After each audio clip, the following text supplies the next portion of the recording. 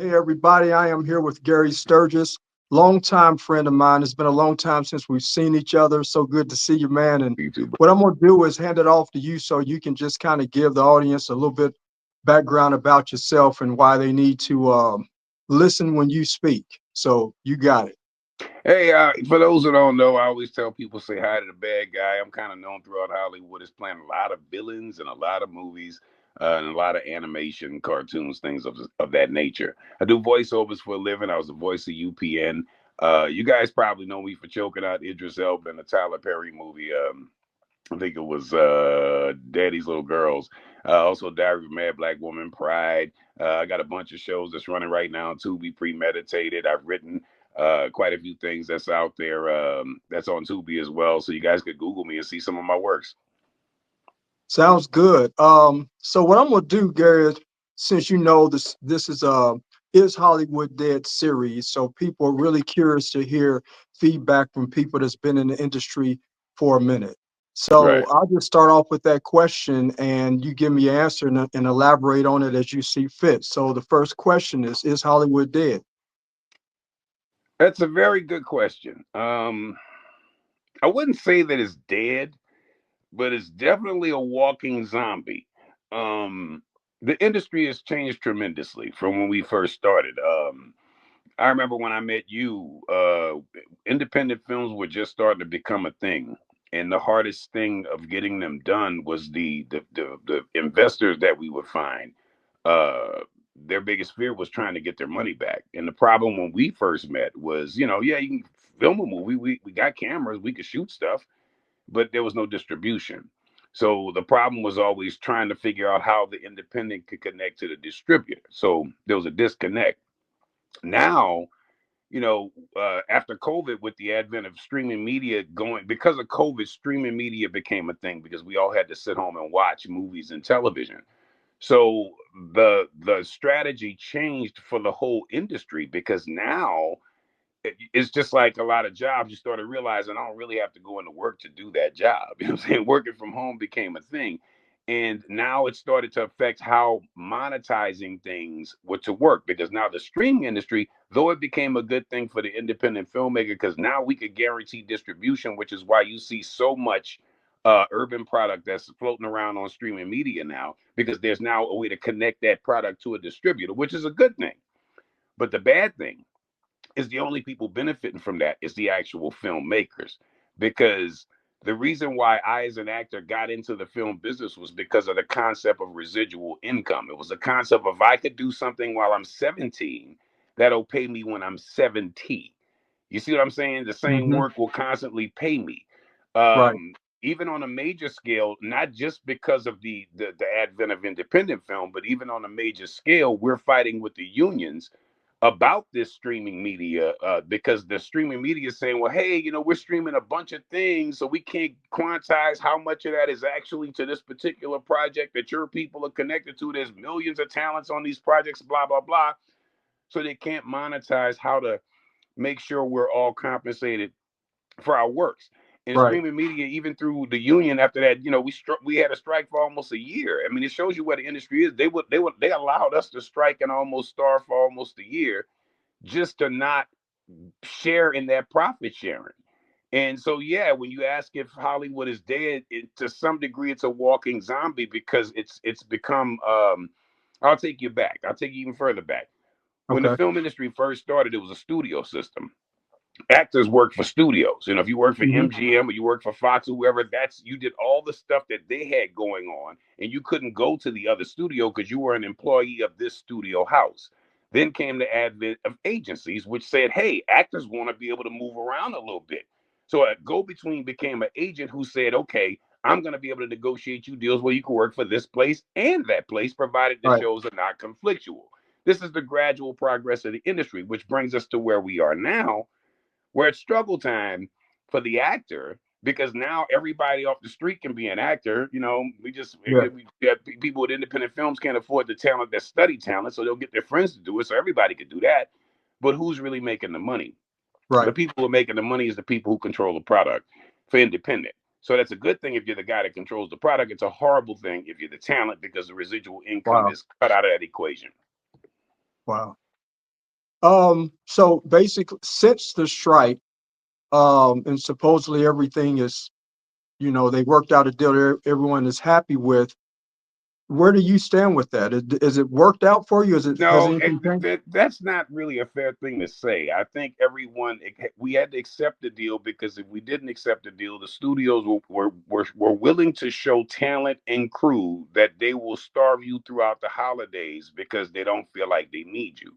Right. Um, the deal that was actually accepted, the way I remember it breaking down, if I'm not accurate, someone can come on, in the comments or whatever, and correct me. But the way I remember the deal going down is the only people that's going to get residual income is like the top three talent on the talent sheet, on the dailies. Wow. Um, Okay. so so that if you got 100 actors in this film, what I'm saying, you telling me that the ones that's already getting the highest tier pay are the only ones that's going to see back in? You see what I'm Wow. saying? It's like Yeah. it's like for the actor, if you're not in the top 1% of this business, then you're a working actor. You know what I'm saying? A lot of people, you've Hmm. been hearing stories like Taraji P. Henson, Terrence Howard. These are well known actors who have vast resumes, who've done major projects, and they say the same thing that I'm saying right now. When talent that hasn't done as much work says it, it's like, oh, you just haven't made it. No, it's a 1% situation. You could ask anybody in the union, the people who are actually making, $20 million a film, that's 1% of the industry. The rest of us Hmm. don't get paid like that. So Hmm. we depend on the residual income for the longevity of our careers. That's becoming a dead thing. So now that's changing the parameters of what it's like to be an actor, because now you have to work twice as much to survive, because there is no back end on a lot of this stuff. Hmm. Yeah, that was going to be my next question is how have you adjusted? How have you adjusted? In my case, it's become a true business of relationships for me. I do a lot of things. So, I do make money as a writer. So, I do write projects. So, whether for me or for other people. So, I have that outlet. I still do voiceovers. I still do other things to sort of, balance out this thing we call entertainment. Hmm. As far as independent projects, I found myself taking less and less of them, because now for me, there's got to be a negotiation of 3 to 5% of the back end, because I know my value and I know my worth. If you're asking me to be in your project and ain't nobody in your project but your friends from around the corner, you know what I'm saying? Everybody know who I am, but they don't know who none of these people are. It's not helping my career Right. to be in a movie with a bunch of people who have no resumes. It's helping them. Right. It's not helping me. It's not benefiting me at all. So if it's not financial compensation that's enough for a buyout for me, because you're gonna make money. I had to tell this one cat, I appreciate your project, but I got 100 projects. I don't need more projects. I need financial security. You know what I'm saying? Right. So it's kind of like, Right. I'm going to put myself in something that you're doing. You're going to go off and make money for the rest of your life. Your kids are going to make Hmm. money for the rest of their lives. And whoever you pass this project on to for the rest of its time being a film is going to make money off of my performance for the rest of your lives. I got kids too. Hmm. My kids can't get a cut of that. I'm just saying, if you're making 100% of something, right? You can't give me 5, 10, Right. 3. You know Right. what I'm saying? How is that? If you got $100,000, is giving me 5,000 of your $100,000 as you Right. make it gonna kill you? It's just greed, and it's like, to me, independents are gonna have to learn. Right now it's hot because, oh yeah, we got our friends and stuff, but they're gonna start seeing that the streaming networks are gonna start requiring better and better product, because they start Right. off these networks taking your trash because they need product to get people to watch their network. But once, like Tubi, right now, when Tubi first started, they take anything. Now they're more selective now, because they got Tubi originals. Now they're paying people like Chris Stokes to make stuff. Right. So, you know, once these networks grow, they start weeding out the stuff that got them started and want better, because they now have a viewing audience. I mean, whether people know it or not, Tubi is the second most streamed network behind Netflix. Wow. So you can't tell me it's not monetizable. I've gotten Tubi checks before. So cats that's trying to get me to do their Tubi movies, I tell them all the time, just cut me in 5%, Right. 10%, depending on what I do. If I write 5%, if I act 5%, just cut me in. Why can't I eat long term? Why can't my kids eat long term like yours? They're doing it off of my performance. Right. Don't nobody know you. And I'm not trying to Right. be rude when I say that. You know what I'm saying? Yep. And I'm Yep. not trying to be rude when I say that. Everybody gets known by doing the works that they do and taking the next step. If you've done movies with absolutely no known talent in them, and suddenly you start getting the Clifton Powells and this person and that person that people actually know to come in your movies, then that's validating you as a filmmaker. So at Hmm. least you could do is validate them as the talent that validated you as a filmmaker. Right. So, um, honestly, Gary, this is, I mean, I'm loving this conversation because you're actually enlightening me. So you're saying one of the angles, one of the viable options for working actors such as yourself is you'll potentially take an independent film. However, give me a piece of the action. That's If all I'm that's the, saying. Because consider the fact that my platform, that with all my fans that I have from other projects, I'm gonna promote this film for you. And why am I right. gonna promote it? Because I have a vested interest in it too. See, this is Hmm. what people don't understand. You can go, half these independent filmmakers out here can go and get name talent all the time. You just have to know how to negotiate with name talent. Most people say, "Oh, I just throw you 3,000, $5,000, and figure that's cool because that's a little chunk of money." But you're basically buying me out for that. You know what I'm Right. saying? You're buying me Right. out. You're basically saying, I'm gonna give you this and you gonna spend this in a week, and I'm gonna use this for the rest of my life. To me, Hmm. it's so much feasible if you say, hey, let me offer you 3%, 5% of my film. What do you right now? You have a film that's making absolutely nothing. Hmm. You know what I'm saying? 100% of nothing is nothing. So if once it starts to make money, you ain't gonna miss that 5%. And if Right. this man or woman is out there promoting your product real hard because they have a 5% vested interest in it, then that's good for Right. your 95% vested interest because you now Right. have a whole different marketing platform for free. You never see the Right. money. Think about it. When Tubi pays you, you cut them into the contract the same way you do your contract with Tubi. When you put your shit and they got your percentages, you say, and send 5% of my to this person. Right. You never see it. Tubi's gonna send it out to them just like they send it out to you. You get your check, they get they check. Hands are clean. Everybody's happy. Right. And now the independent film market can start to do bigger projects with bigger name talent because you now know how to negotiate with talent. Stop saying, "Oh, I don't want to talk to your manager," because the manager's going to tell you these type of things, and these are not the Right. type of things you want to hear as an independent filmmaker. But this is the business, and you can do business with people like me if you just keep it somewhat like what I understand in the business. Right. Because we can make independent films all day and I could eat with you all day. I would love to help people build their independent projects, Right. but I also want to make sure that my sons and their sons can, eat off the table too. And it ain't even a fraction of what you getting. You know what I'm saying? When you Right. think about it, what's 5%? Yep.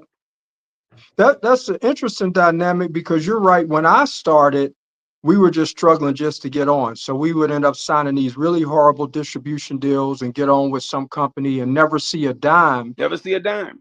And at that time, that seemed it's like the thing to do was to bring in actor who's well known, pay them a certain amount per day, get them into the movie. But that's where it was at that time. But now that things have shifted with the internet, now it's not hard for a filmmaker like me to get my movie out there. So now the act, in order for me to continue to make quality films or bring in good actors, I should be willing as an independent filmmaker to give a piece of action to that actor because the dynamic has It's shifted. shifted. Yeah, Because now we understand too, how it's monetized. I didn't been around this long enough. I didn't seen Tubi numbers. I didn't seen what films do well and what well looks like. Think about it this way: if you spent under $100,000 to make your project, and I'm not taking anything right. away from that budget, $100,000 getting it any kind of way is a lot of money. If you spend $100,000 to make a project, and you put this project on Tubi, and in a year's time, in 4 quarters, this movie has generated you a million, 1.5 million, then by Hollywood standards, you have a hit film. Why? Because you have to make 3 times what the film costs for it to be considered profitable by Hollywood standards. If you spent Hmm. 100, you made a 1.5 million, you made your money back 15 times. So that's a beyond profitable movie. People have to understand what success is in independence. Same thing with music. A lot of people would laugh at independent artists when they started saying, "Oh, I'm independent." Oh, well, you don't have the boats and the flossy floss stuff that the labels are putting out for everybody else. Yeah, but what they don't tell you is you're paying for all that. We're advancing Hmm. you all of these flashy things, but when your records start to sell, you're never going to see a dime because we're going to remind you of that advance you asked for when you wanted to go to Vegas and hang out with your friends. We're going to remind you of that boat that you wanted to have this video shot on. We're going to remind you of that expensive director you wanted. I want Hype Williams to direct my thing. Okay, well, he costs. We paid for it, but it's coming out of your money later.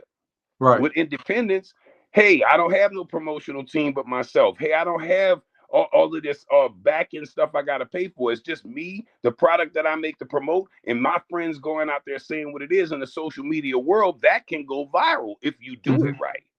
You're your own promotional team. Not a movie becomes a hit. You're making a whole bunch of money, and people are saying, "Well, hey, it didn't make $100 million. It only cost 100,000. It didn't have to make $100 million. If it made a Right. $1 million, you're a rich man." Right. So it's Um, all about how you monetize this stuff and how you negotiate with talent. And I'm telling you, because the distribution market is so clean and clear, and because the profitability is there, it's so much easier to get name talent and negotiate with you if you just offer some back end or say, "Hey, let me throw you in as an associate producer." Credits work right. too. People like that. We're all trying to build our careers. You know what I'm Right. saying? And the more you have a legitimate name attached to your product, they ain't really had to do nothing but lend their talent. Look at movies today. You will see sometimes the stars of those movies are also on the producing team. Did they really produce this movie? Right. Probably not. It was just part of the deal that they offered because it just Right. sweetens the package. I mean, Right. people got to understand when you're an independent filmmaker, you think it looks good to say written by, directed by, edited by, so you it looks crazy when you're the guy that holds all the major credits. You know what I'm saying? It's like make Hmm. it look like a production and other people cared and were involved. Otherwise, it's one vision. And though it sounds like I can do all these things, it also makes a person that's investing or a person that wants to participate realize you don't have a team. Right. You know what I'm saying? Right. So it's like it's not Yeah. necessarily a good thing. There's something else you said that I want you to dig into a little bit more, if you don't mind. You mentioned Sure. about how right now a lot of people, a lot of seem like distributors are taking any kind of movie or really bad movies or however you want to label it, but now they're starting to tighten up a little bit. So you're gonna have independent filmmakers are gonna have to tighten up their game if they want to stay in the game. Yes, the quality has to go up because it's like any business. When you're starting something and you don't have a lot, you take everything because what you need is volume. But Hmm. once you've got an audience, you now can start to tailor make your volume. You can tailor make your audience. You see what these people like. You can now give them the best of what they like, not just anything. So I'm Hmm. noticing some cats that I know that have thrown films up on Tubi, in months. Some of those projects are taking longer and longer to get approved and longer to drop.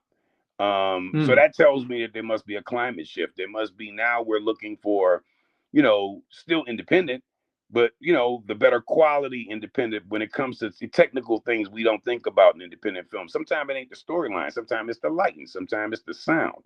And we don't go back and correct those things. So it don't play well next to a Hollywood film that has everything done perfectly. So when you put it up, I Hmm. mean, I'm sure you've been watching some of these movies where you'll be watching one, the movie's cool, whatever. But then the next movie come on, you're watching, and you got to turn the volume up because the volume's a little low. And then when the commercials Right. comes on in between it, the commercial's screaming at you because the commercial is actually at the right volume of where TV's Right. supposed to be, but your mixing sound is off. People don't understand in independent filmmaking all of these deliverables are important. And when we make independent stuff, we just hire an editor. Hey, he'll cut this thing any kind of way, and we'll just put it out there with all kind of sound flaws, lighting flaws, things like that. We don't think about color correction. We don't think about all those particular post production things that make your product look more commercial. And I'm telling Right. you, you could do the same thing with any project out there, hood stuff, all of that stuff. If people took the time to do the post production stuff, then more networks will be interested in picking up the product because that's really a lot of what it is. We think that is storylines. No, it's not always the storyline. It's the quality of the delivery. Hmm.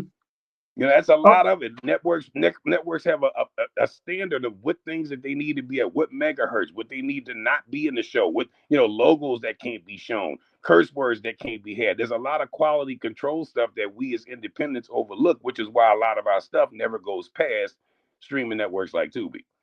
right. So as a union actor now, you're a lot more particular about the project, independent projects that you take for these reasons. You're finding Yeah, this I mean, so because think about it, 90% of the time, the independent mind thought is, well, he's probably going to cost a lot of money. okay, So what you got to do with actors like him is you got to just bring him in for like a day or two. That way you ain't got to pay him as much. What they don't understand is actors like me don't really care about the amount of time we there. We care more about the quality of performance we give, on the show. It's not about rushing. I don't know who the hell at 58 wants to fly in on a Monday, shoot a bunch of stuff, and fly out Tuesday morning. You know what I'm saying? I like to right, rest. You know what I'm saying? Everything is not right, about rush and pressure. I want to give you the best performance. So I think that there's a belief system that I gotta hurry up and rush you through here because I know I'm wasting your time and I don't want to do that. It's not really about that. It's about relationships and it's about the quality of work. I'm happy to work on people's independent projects, but normally what I get offered, this is the funny part. Normally what I get offered is everybody know I play these bad dudes in film, right? So hmm, everybody's new little gangster character wants to kill me in some damn movie. I don't know what that's about. I can't just play somebody daddy or somebody grandpa or the cop next to the lead. I can't play none of that. I always got to play some gangster that's got to get murked by some new dude who can't act that well. I just, I'm like, I got a legacy here. I don't want a shitload of film like that. You know what I'm saying? right, Give me some right, gangster characters that actually survive in your independent movies. right, Everybody looking to get right. their fame off of me. That's what it No, feels man. like. I'm just saying, when you get offered the same kind of stuff all the time, Uh-huh. that's what it starts to feel like. It's like, are y'all trying to like subliminally tell people I'm a bad mofo because I keep killing this dude that everybody know in the movies is a bad Right, mofo? So I'd be right, like, nah, I don't want that job, man. It's not that I don't like it. It's just you can't kill me in a movie.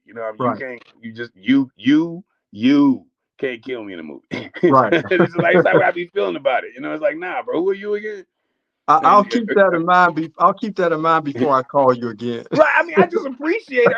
My thing is, can you give me a character that comes back? I mean, I might Right, like to eat again. You know what I'm right, saying? right. Give me a Yeah. character that, oh, he looked like he died, but damn, he came back next season.